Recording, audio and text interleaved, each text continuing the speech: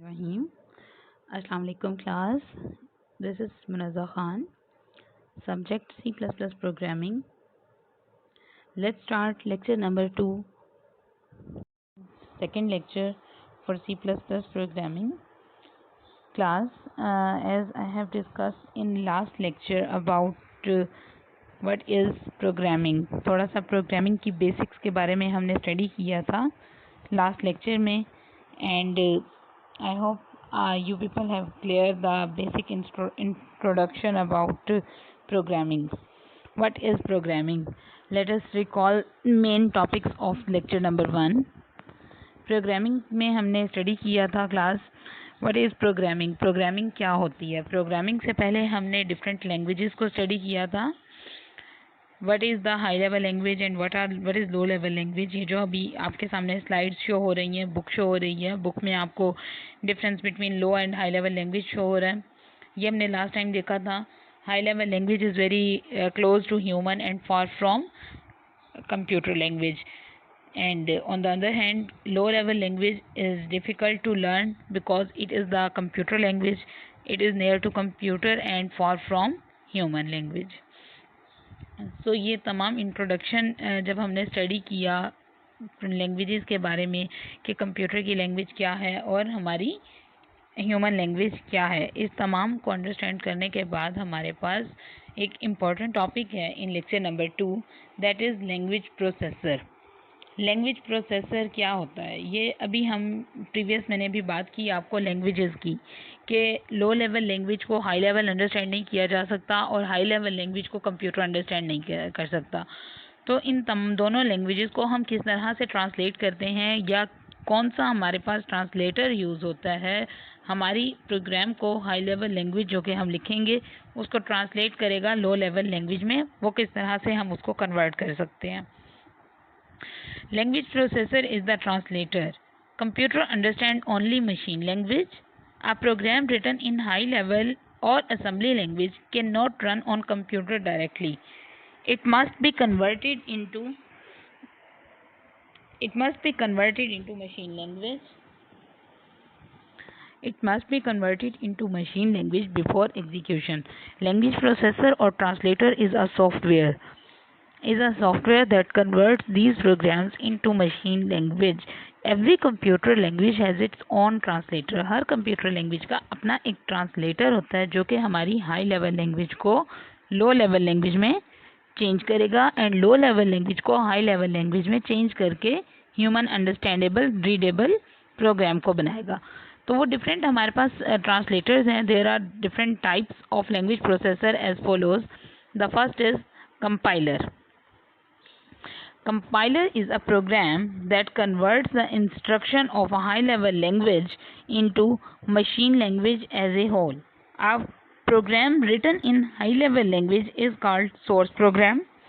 Compiler converts source program into machine code known as object code.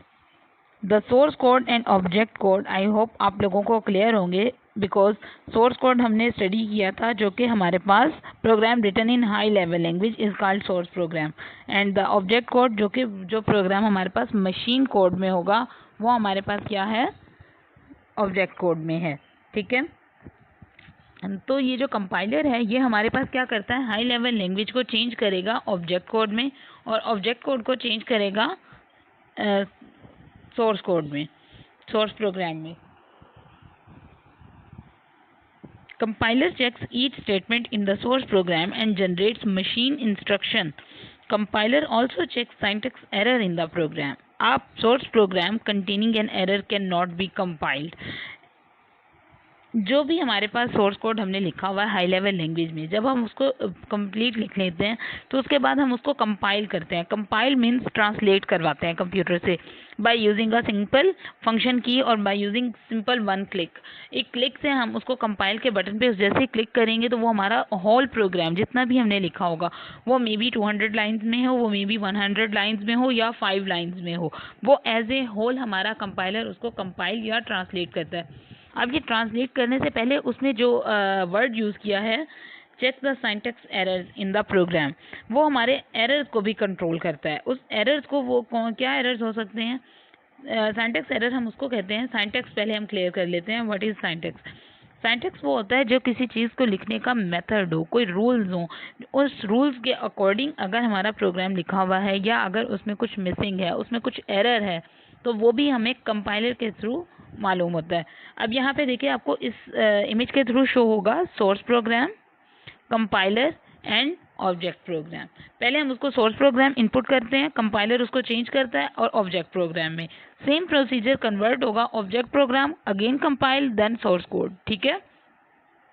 A compiler can translate the programs of only that language for which it is written. Compiler just वो language translate करता है, वो programme translate करता है जिस programme के लिए या जिस लैंग्वेज के लिए उसको राइट डाउन करवाया गया हो। For example high level language है तो वो जस्ट हाई लेवल लैंग्वेज को ही ट्रांसलेट करेगा रादर देन कि वो असेंबली लैंग्वेज को करेगा। बिकॉज असेंबली लैंग्वेज को मैंने आपको पहले बताया था, असेंबली लैंग्वेज के लिए हमारे पास असेंबलर मौजूद है। लो लेवल लैंग्वेजेस की एक टाइप है असेंबली लैंग्वेज। असेंबली लैंग्वेज में लिखे गए प्रोग्राम्स को असेंबलर कंपाइल करेगा, असेंबलर उसको कन्वर्ट करेगा हाई लेवल में और उसको ह्यूमन रीडेबल लैंग्वेज में। ठीक है। For example C compiler can translate only those languages या those programs that are written in C language और C plus plus, because we are studying C plus plus, तो C plus plus के लिए हम compiler use करेंगे। Second हमारे पास translator है interpreter. An interpreter is a program that converts one statement of a program at one time. It executes this statement before translating the next statement of the source program. If there is an error in the statement, the interpreter stops working and display an error message. अब इसमें interpreter में और compiler में क्या difference है, जबकि working दोनों की सेम है। कंपाइलर भी हमारा प्रोग्राम ट्रांसलेट कर रहे हैं हाई लेवल लैंग्वेज से लो लेवल लैंग्वेज में, और इंटरप्रेटर भी हमारा program high level to low level and low level to high level में ट्रांसलेट कर रहा है। But the difference is that compiler as a whole, for example अगर हमने 200 लाइन्स लिखी हैं प्रोग्राम की, कोड किया है हमने 200 लाइन्स का, तो वो 200 लाइन्स को एज ए होल प्रोग्राम हमारा कन्वर्ट करेगा। जबकि इंटरप्रेटर क्या करता है, that converts one statement of a program at one time. It executes this statement before translating the next statement. वो पहले एक स्टेटमेंट को या एक लाइन को ट्रांसलेट करेगा, उसको एग्जीक्यूट करवाएगा, उसका आंसर आएगा, आफ्टर दैट वो नेक्स्ट स्टेटमेंट की तरफ मूव करेगा। सेकेंड लाइन ट्रांसलेट हो गई, ट्रांसलेट होने के बाद अगर उसमें कोई एरर मैसेज है, कोई सिंटैक्स एरर है या कोई भी एरर है उसमें, तो वो दोबारा से आपको एरर शो करेगा। वो एरर आप रिमूव करके दोबारा उसको कंपाइल करोगे, इंटरप्रेटर उसको कंपाइल करेगा। अगर उसमें कोई एरर नहीं है तो उस लाइन को पहले एग्जीक्यूट किया जाएगा, आफ्टर दैट वो थर्ड लाइन पे मूव करेगा एंड सो ऑन। यही प्रोसीजर हमारा तमाम इंटरप्रेटर, वो अगर 200 लाइन्स हैं तो वो लाइन बाय लाइन एक लाइन को ट्रांसलेट करके एग्जीक्यूट करेगा, देन वो नेक्स्ट लाइन की तरफ मूव करेगा। The advantage of interpreters over compiler is that an error is found immediately, so the programmer can correct errors during program development. Interpreter और compiler में ये एडवांटेज है जस्ट इंटरप्रेटर का कि आप इसमें एरर्स इजीली फाइंड आउट कर सकते हो, और अगर आपने एरर्स फाइंड आउट कर ली हैं तो उन एरर्स को आप इजीली चेंज कर सकते हो या उसको मॉडिफाई कर सकते हो, एडिट कर सकते हो। जबकि कंपाइलर में क्या होगा, अगर वो एज ए होल ले रहा है तो डेफिनेटली वो टाइम भी कंज्यूम कर रहा है। वो उसमें 2 मिनट्स, 3 मिनट्स, 5 मिनट्स, 1 मिनट, वो कुछ ना कुछ टाइम आपसे लेगा फॉर कंपाइलिंग और फॉर ट्रांसलेटिंग। जब वो कंपाइल करने के बाद as a whole program after 5 minutes आपको रिजल्ट शो करेगा, maybe there are 5 errors, maybe there are 10 errors, maybe there are 200 errors. तो वो 200 एरर को फाइंड आउट करना, उनको सर्च आउट करना, that is very difficult and time taking at the same time. अगर आपने वो line number 10 पे कोई एरर है, लेट्स सपोज 200 लाइन कोड में, वो आप लाइन पे एरर को करेक्ट करोगे, पहले उसमें जो भी आपको कंपाइलर में वो एरर शो करेगा, और उसके बाद आप नेक्स्ट दोबारा से उसको कंपाइल करवाओगे। तो ये जो बार बार का प्रोसीजर है, लाइन नंबर 1 करेक्ट होने के बाद नेक्स्ट दोबारा से कंपाइल करवाया, अगेन हमें कोई एरर आ गया लाइन नंबर 12 पे, लेट्स सपोज लाइन नंबर 19 पे, या जिस लाइन पे भी, उस एरर को आप करेक्ट करोगे और फिर आप दोबारा से सारा program line number 1 to 200 again compile करवाओगे। So that is the difference between compiler and interpreter. Interpreter में लाइन बाय लाइन हम एरर फाइंड भी कर सकते हैं, उसको एडिट भी कर सकते हैं, जबकि कंपाइलर में एक लाइन में एरर है तो उसको एरर को ठीक करके एडिट करके हम दोबारा जब कंपाइल करेंगे तो वो again from line number 1 to 200 compile करेगा। अगर लाइन नंबर 200 तक वो कंपाइल कर चुका है और एरर है लाइन नंबर 1 पे, तो वो हमें दोबारा से प्रीवियस स्टेप्स को फॉलो करना पड़ता है। Again third type is assembler. Assembler is translating program that translate the instruction of assembly language into machine language. assembly language को machine language में चेंज करेगा assembler. as I told you before कि assembly language में जितने भी programmes हमारे पास लिखे गए हैं, assembly language is the low level language, और इसमें तमाम प्रोग्राम्स जो भी हम लिखेंगे वो जस्ट assembler उसको ट्रांसलेट करेगा assembly language program. assembler means translator into object program. Clear? Next is the difference between compiler and interpreter. Compiler converts the whole program into machine code as a whole. Interpreter converts a program into machine code statement by statement. Compiler creates object code file. Interpreter does not create object code file. Compiler converts high level program that can be executed many times. Interpreter converts high level programs each time it is executed. Again one difference is that compiler जो भी programme हमारा compile करेगा high level language that can be executed many times, उसे अगर आप एक दफ़ा compile कर चुके हो तो नेक्स्ट टाइम में आप उसको रन कर सकते हो for many times up to the required time. जबकि इंटरप्रेटर में क्या होगा, कंपाइल जब भी आपने उसको रन करना है, रन करने से पहले आपको एवरी टाइम उसको इंटरप्रेट मीन्स कंपाइल करना पड़ेगा. So this is also very time taking procedure. For common जब भी हम प्रोग्राम की बात करते हैं या प्रोग्राम लिखते हैं C++ लैंग्वेज में, तो हम कॉमनली या जितना भी कॉमनली प्रोफेशनल वे में यूज़ किया जाता है वो कंपाइलर यूज़ किया जाता है. बिकॉज कंपाइलर टाइम टेकिंग नहीं है, कंपाइलर इजी टू यूज़ है, और एक दफ़ा कंपाइल अगर हमारा प्रोग्राम हो चुका है तो उसको अगेन हमें कंपाइल करने की ज़रूरत नहीं होती, उसको ईज़िली हम रन करवा सकते हैं by using one click. Okay, let's start the next chapter. Next chapter को हम स्टार्ट करेंगे chapter number 2, introduction to C++.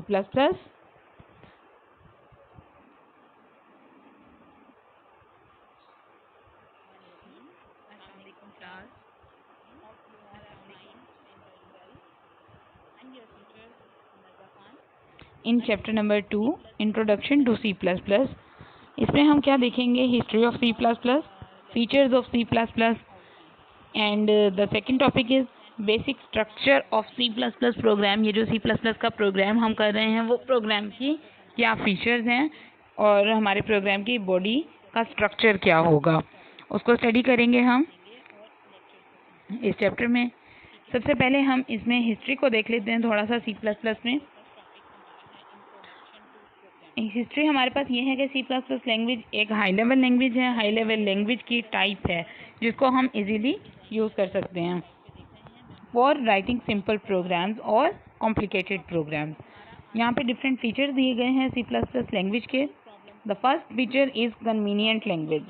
C++ language बहुत कन्वीनियंट है, बहुत इजी है, इजी वर्ड्स यूज़ किए हुए हैं और इसका सिंटैक्स बहुत आसान है जो कि नॉर्मल प्रोग्रामर या नॉर्मल यूज़र अगर उसको अंडरस्टैंड करना चाहे तो वो इजीली अंडरस्टैंडेबल है. It provides many facilities in easier way that are difficult to use in low level languages. Programmers can write complex programs more easily as compared to low level language. And the second feature is well structured language. इसका structure बहुत आसान है. Its syntax is very easy to understand. The programs written in C++ language are easy to maintain and modify. हम easily उसको modify कर सकते हैं, easily उसको maintain कर सकते हैं, या easily हम उसको अगर हमने उसमें कुछ चेंजिंग्स करनी है तो वो भी हम उसको इजीली करवा सकते हैं. थर्ड, केस सेंसिटिव लैंग्वेज है. C++ लैंग्वेज में हम लोअर केस लेटर्स को यूज़ करेंगे. तमाम हमारे पास जितने भी हम उसमें प्रोग्राम्स में कोडिंग करेंगे या जितने भी हम उसमें सिंटैक्स लिखेंगे वो केस सेंसिटिव होगा. Machine independence. मशीन इंडिपेंडेंस क्या मतलब है इसका, provides machine independence. It means the program written in C++ language can be executed on different types of computers. For example, आपका कोई भी प्रोसेसर है, अगर वहाँ पे हमारे पास इसका कंपाइलर मौजूद है तो आप अपना प्रोग्राम किसी भी प्रोग्राम फाइल आप फ्लैश में लेके उसे एक से दूसरे कंप्यूटर में उसको इजीली रन करवा सकते हो बिकॉज उसमें कंपाइलर मौजूद है, हमारा प्रोग्राम ऑलरेडी कंपाइल हो चुका है and it is machine independence.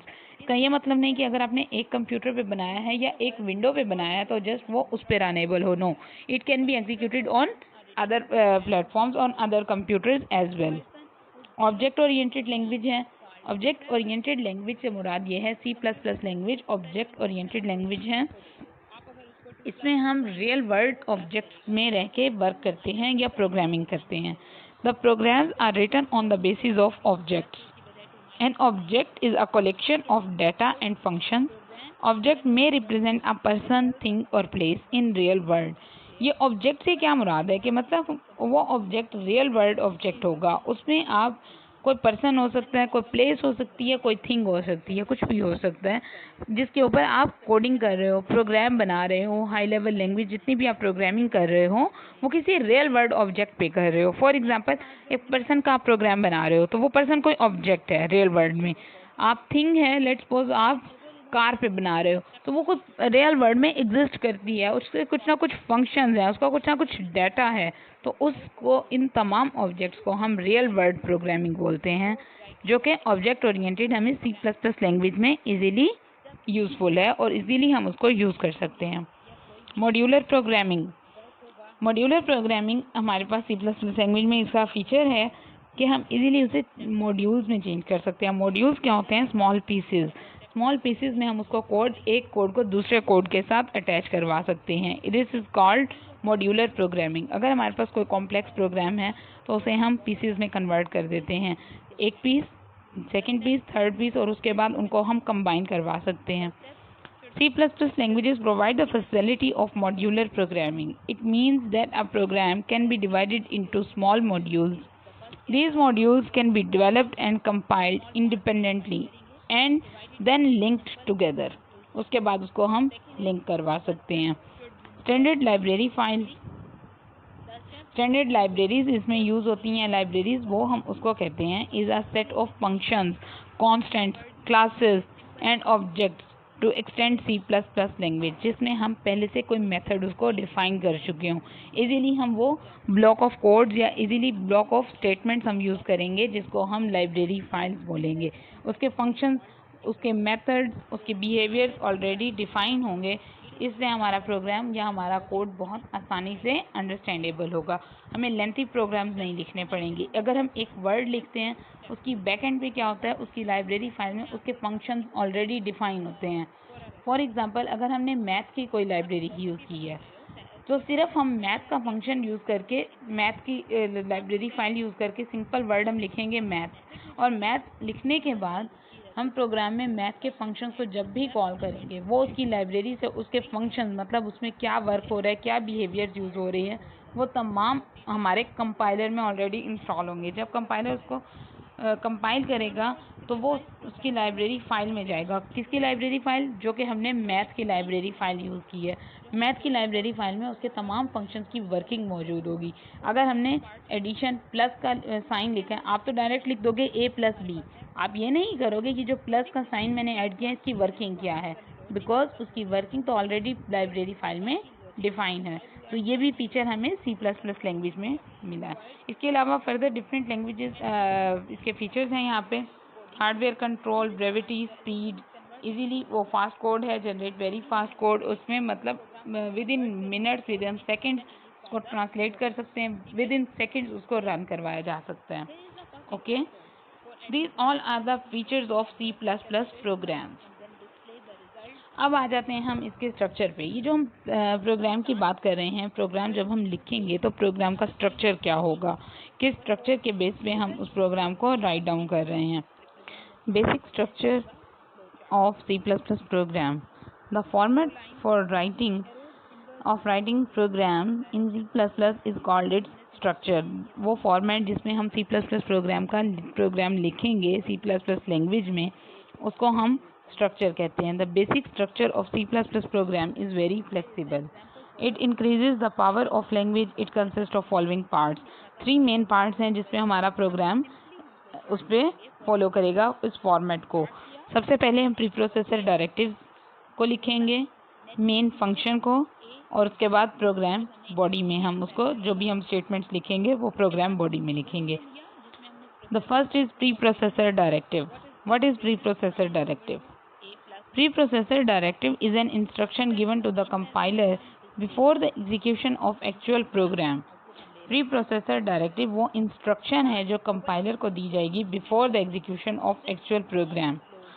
सिर्फ कंपाइलर को इंस्ट्रक्शन दी जाएगी about before going to the actual program के प्रोग्राम किस क्या मतलब उसमें लाइब्रेरी फाइल्स यूज़ होनी है और किसके अबाउट हमारा प्रोग्राम हो सकता है। Preprocessor directive is also known as compiler directive. Directives are processed by a program known as preprocessor.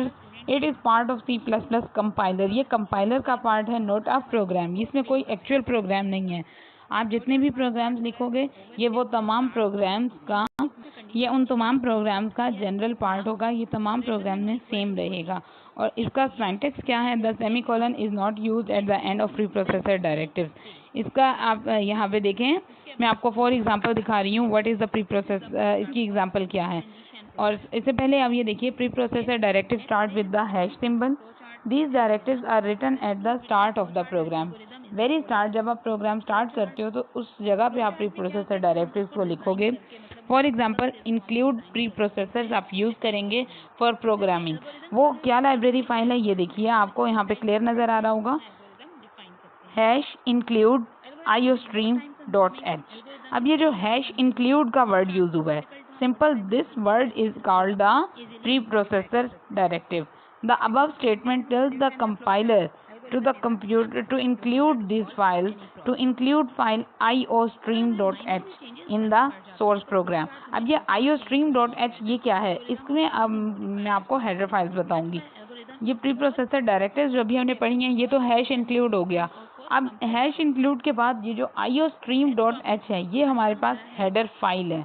Header file का मतलब ये होता है, जैसे मैंने आपको कहा, इसमें मैं आपको लाइब्रेरी के वर्ड यूज़ कर रही हूँ बार बार। मैं आपको लाइब्रेरी की एग्जांपल दूंगी। फॉर एग्जांपल लाइब्रेरी में आप जाते हो, आपको कोई भी बुक चाहिए, पोर्शंस वहाँ पे डिफरेंट होंगे। मैथ का पोर्शन है, कंप्यूटर साइंस पोर्शन है, इस्लामिक स्टडीज़ का पोर्शन है। अब आपको जिस पोर्शन से बुक चाहिए आप डेफिनेटली उस पोर्शन को क्लिक करोगे। सेम इसी तरह से कंपाइलर में भी पोर्शंस हैं। अगर आप उसमें इनपुट आउटपुट स्ट्रीम में जा रहे हो, आईओ स्ट्रीम हमें किसको कर रहा है? आईओ स्ट्रीम हमें इनपुट एंड आउटपुट को शो कर रहा है, इनपुट आउटपुट स्ट्रीम। अब वो इनपुट आउटपुट की ही लाइब्रेरी फाइल में जाएगा, उस लाइब्रेरी में जाएगा, उस पोर्शन में जाएगा और वहाँ से वो उस डाटा को लेकर आएगा, एक्सट्रैक्ट करेगा। नेक्स्ट हमारे पास वो जस्ट इनपुट और आउटपुट की लाइब्रेरी में जाएगा, उस पोर्शन से उसकी फाइल्स को एक्सट्रैक्ट करेगा और हमारा प्रोग्राम को रन कर पाएगा। अगर उसमें मैंने मैथ की लाइब्रेरी यूज़ की है तो डेफिनेटली वो मैथ की लाइब्रेरी में जाके उस फंक्शंस को कॉल करेगा जो फंक्शंस हमने अपने प्रोग्राम में परफॉर्म करवाए होंगे, और उसके अलावा वो किसी और लाइब्रेरी फाइल में इंक्लूड नहीं होगा, वो नहीं जाएगा। जैसे कि अगर आपको मैथ की कोई बुक चाहिए, आप जस्ट मैथ पोर्शन में जाओगे, ना कि कंप्यूटर साइंस पोर्शन में या इस्लामिक स्टडीज़ पोर्शन में आप जाके वहाँ पे अपनी बुक को फाइंड करोगे। So this is the header files. Header files ये लाइब्रेरी फाइल्स होती हैं। Header files are collection of standard library functions to perform different tasks in our program. There are many header files for different purposes. Each header file contains different types of predefined functions. Many header files can be included in one program. एक से ज़्यादा library files भी आप एक programme में शामिल कर सकते हो, ऐड कर सकते हो। The header file must be included in the program before calling any of its functions in the program. The extension of header file is .h. ये जो आपको .h शो हो रहा है, this is called extension. Extension का मतलब क्या होता है? कंप्यूटर में हम यूज़ करते हैं जब भी हम कोई हेडर फाइल या उसका एड्रेस दे रहे हैं, तो हेडर फाइल को इसमें हम एक्सटेंशन एड्रेस को कहेंगे कि .h उसका एड्रेस उसमें स्टोर है, वो maths.h। अब maths.h का मतलब है कि वो मैथ की लाइब्रेरी फाइल में जाए, तो उसका जो एड्रेस होगा वो हम .h फाइल में उसको सेव करवाते हैं। इसका सिंटैक्स देख लीजिए। The syntax of using header files is as follows. Hash include is the preprocessor. Next header file name. The name of header file can also be used in double quotations as follows, like this। एक तो आपने ये greater than and less than का sign use किया in greater header file, And the second is hash include double quotation marks. This is called the double quotation marks. For example, hash include iostream.h. The word iostream stands for input and output stream. This definition, this header file contains the definition of built-in input and output functions and objects. A header file math.h is used in programs to use predefined mathematical functions. जैसा कि मैं आपको बार बार पहले बता रही हूँ कि वो उसमें प्रीडिफाइंड जो भी फंक्शंस हमने यूज़ करने हैं, ये वो तमाम फंक्शंस हमारे लाइब्रेरी फाइल में मौजूद होंगे, कंपाइलर में ऑलरेडी डिफाइन होंगे. Hash include double quotation math dot H. ये जितनी भी आप हेडर फाइल लिखोगे सबका सिंटैक्स यही रहेगा और इसमें कोई चेंज नहीं होगा. उसके बाद हमारे पास नेक्स्ट पार्ट है प्रोग्राम का मेन फंक्शन. मेन फंक्शन क्या है? हेडर फाइल तो हमने लिख ली, हैश इंक्लूड iostream.h. उसके बाद हम लिखते हैं void main.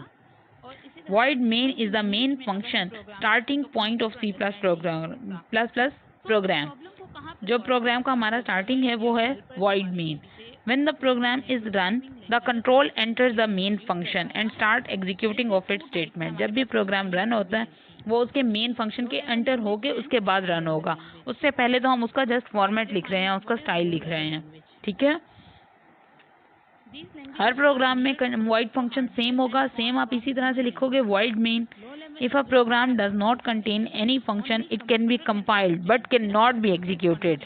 अगर किसी प्रोग्राम में आप ये फंक्शन यूज़ नहीं करेंगे तो वो प्रोग्राम कंपाइल तो हो जाएगा बट वो एग्जीक्यूट नहीं होगा, वो रन नहीं होगा. Any number of statements can be written in the body of main function. जितनी भी आप नंबर ऑफ स्टेटमेंट्स लाइन लिखें, 200, 400, 500, 600, नो मैटर, ये कुछ मैटर नहीं करती. प्रोग्राम का सिंटैक्स और प्रोग्राम का फॉर्मेट स्टार्ट में यही रहेगा. पहले प्री प्रोसेसर डायरेक्टिव्स, उसके बाद उसकी हेडर फाइल्स और उसके बाद मेन फंक्शन, void मेन और body of the main function. ये जो आप पैरेंथेसिस देख रहे हैं, स्टार्टिंग एंड एंडिंग, ये आप लाजमी लगाएंगे इसके फॉर्मेट में because this is the syntax of C++ program. Body of the main function. उसके बाद आ जाते हैं C++ स्टेटमेंट्स में. ये जो बॉडी ऑफ मेन फंक्शन है ना, इस बॉडी में हम C++ की स्टेटमेंट्स लिखते हैं. स्टेटमेंट्स क्या होती हैं? The statements of the program are written in curly braces. The curly braces is called opening brace and closing brace. The braces are also known as delimiters. इसको हम डेलीमीटर्स भी बोलते हैं, स्टार्टिंग और ending point. These statements are collectively known as body of the program. Each statement in C++ language is terminated by semicolon. For example, यहाँ पे आपको छोटी सी एग्जांपल, छोटा सा प्रोग्राम मैं आपको शो करूँगी. Hash include iostream.h, void main, starting brace and the closing brace, cout hello world. अभी आप cout की तरफ मैं नहीं आपको एक्सप्लेन करूँगी, यहाँ पे हम सिर्फ फॉर्मेट को हम एक्सप्लेन कर रहे हैं.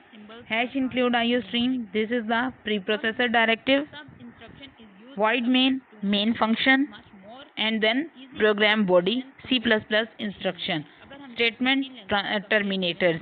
ये जो सेमीकोलन हम यूज़ करेंगे इसको हम स्टेटमेंट टर्मिनेटर बोलते हैं. ठीक है. ये आपका सिंपल मेथड है सिंपल प्रोग्राम लिखने का. Basic structure of C++ program. You can easily see this in your book, in your notes. I hope you people will be very clear about the structure of program. Program का structure क्या होगा, starting कहाँ से लेनी है, उसको लिखना किस तरह से है. आई होप ये पॉइंट्स आप लोगों को क्लियर हो चुके हों. Your assignment for next lecture is previous. ये आप इसका स्ट्रक्चर लाजमी इसको स्टडी करेंगे बिकॉज नेक्स्ट लेक्चर में हम इससे ज़्यादा कॉम्प्लिकेटेड थिंग्स की तरफ मूव कर रहे हैं. सो पहले अगर हमारी बेस क्लियर हो जाए तो आपको नेक्स्ट इजीली अंडरस्टैंड हो जाएगा. इस तरह के सिंपल प्रोग्राम्स जैसे कि ये लिखा हुआ है, इसी तरह के प्रोग्राम्स और pre processor directive, header files and void main का फंक्शन, इसको बार बार लिख के प्रैक्टिस कीजिए. इंशाल्लाह ये आपको क्लियर हो जाएगा. इसके अलावा अगर आपको कोई बात ऐसी जो यहाँ तक समझ ना आई हो, आप इजीली मुझसे कांटेक्ट करके उसको समझ सकते हो, पूछ सकते हो. नेक्स्ट लेक्चर या नेक्स्ट हमारा चैप्टर स्टार्ट होने तक आप इस लेक्चर की असाइनमेंट को तैयार करें और इस लेक्चर की असाइनमेंट से मुराद अपने नोट्स को तैयार करें. मैं बार बार कहूँगी कि अपने नोट्स क्लास खुद से प्रिपेयर कीजिए ताकि आप लोगों को नेक्स्ट अपने नोट्स या अपने नोट्स बनाने में, स्टडी करने में डिफ़िकल्टी फेस ना हो। अस्सलाम वालेकुम फॉर द नेक्स्ट लेक्चर। जब तक हम